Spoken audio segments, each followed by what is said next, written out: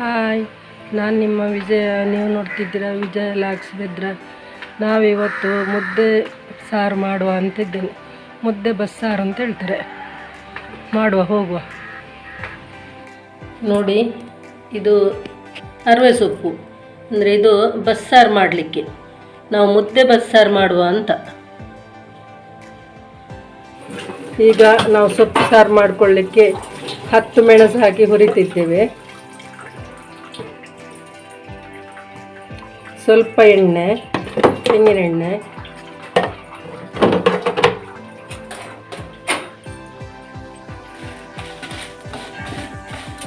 ನೋಡಿ 1 ಸ್ಪೂನು ಧನಿಯಾ ಹಾಕಿದ್ದೇನೆ.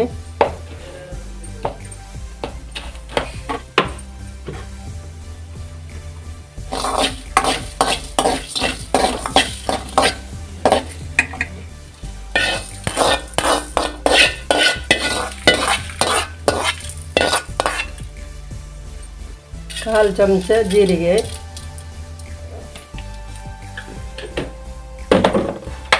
ಸ್ವಲ್ಪ ಮೆಂತ್ಯ, ಸಾಕು.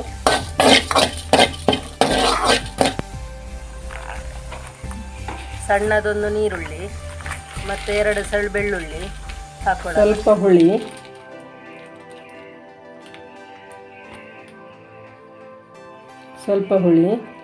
ಸಾಕು. ಇದನ್ನು ನಾವು ಕಲ್ಲಲ್ಲಿ ರುಬ್ಕೊಳ್ಳೋಣ. ಟೊಮೆಟೊ, ಕಟ್ ಮಾಡಿದ ಟೊಮೆಟೊ, 4 ಟೊಮೆಟೊ ಕಟ್ ಮಾಡಿದ್ದು ಹಾಕ್ಕೊಳ್ಳೋಣ. ಈಗ ಇನ್ನು ಇದು ಒಟ್ಟಿಗೆ ಬೇಯಲಿ. ಉಪ್ಪು ಹಾಕ್ತಿದ್ದೇನೆ.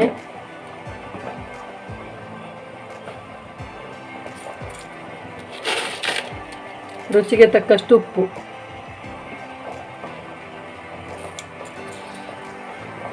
ಇನ್ನು ಅದು ಬೇಯಲಿ, ಮತ್ತು ನಾವು ಅದಕ್ಕೆ ಖಾರ ಸೇರಿಸೋಣ.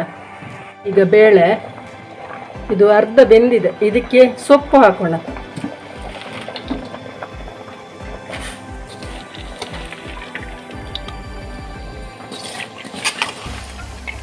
ನೋಡಿ, ಇಷ್ಟು ಬೆಂದರೆ ಸಾಕು. ಈಗ ನಾವು ರುಬ್ಬಿಟ್ಕೊಂಡ ಅರೆಪ್ ಹಾಕುವ.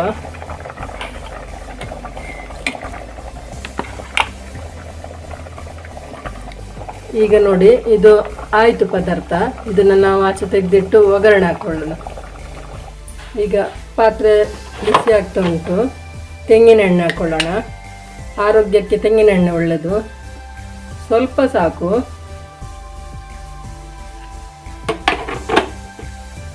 ಸಾಸಿವೆ ಹಾಕಿದ್ದೇನೆ.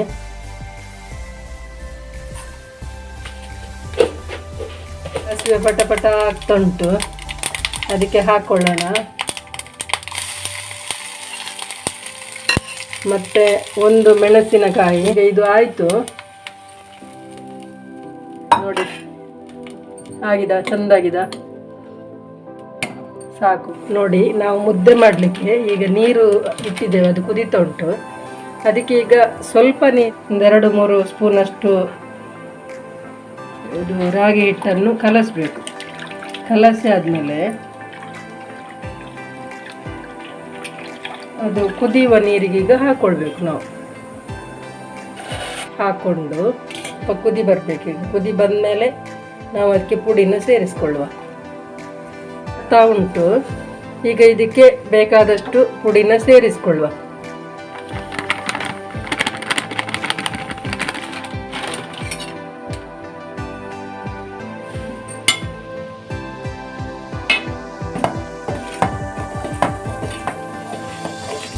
ಆಗ ನಾವೇನು ತಿರುಗಿಸಲಿಲ್ಲ, ಹಾಗೇನೆ ಬೇಯ್ತಾ ಇತ್ತು.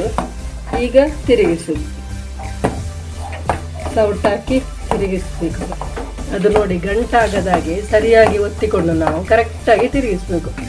ಅದು ಗಂಟಾಗದಾಗೆ ನೋಡ್ಕೊಳ್ಳೋದು ನಮ್ಮ ಕೆಲಸ. ಅದಂದರೆ ನಾವು ತೆಳು ಇದ್ದರೆ ಸ್ವಲ್ಪ ಪುಡಿ ಸೇರಿಸ್ಕೊಳ್ಬಹುದು. ತುಂಬ ಗಟ್ಟಿ ಆಗಬೇಕಲ್ಲ, ಅದಕ್ಕೆ ತುಂಬ ನೀರಿದ್ದರೆ ಸ್ವಲ್ಪ ಪುಡಿ ಸೇರಿಸ್ಕೊಂಡು ನಾವು ಅದನ್ನು ಗಂಟು ಸರಿ ಬಿಡಿಸಿದ್ರೆ ಆಯಿತು. ಉರಿಯಲ್ಲಿ ಸ್ವಲ್ಪ ಹೊತ್ತು ಬಾಯಿ ಮುಚ್ಚಿ ಇಡುವ.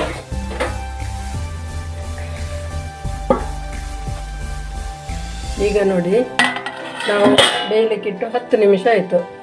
ಸಣ್ಣ ಉರಿಯಲ್ಲಿ ಬೇಯಲಿಕ್ಕೆ ಇಟ್ಟಿದ್ದೇವೆ. ಈಗ ಅದನ್ನು ತೆಗೆದು ಚೆನ್ನಾಗಿ ನಾವು ಮುದ್ದೆ ಕಟ್ಟಿಕೊಳ್ಳಲಿಕ್ಕೆ.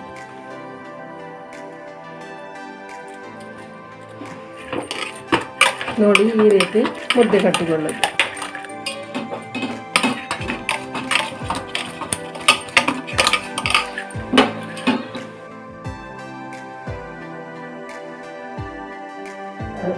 ರಾಗಿ ಮುದ್ದೆ ಸೊಪ್ಪು ಸಾರು ಇದನ್ನು ಬನ್ನಿ ಟೇಸ್ಟ್ ಮಾಡುವ. ಲೈಕ್ ಮಾಡಿ, ಶೇರ್ ಮಾಡಿ, ಕಮೆಂಟ್ ಮಾಡಿ.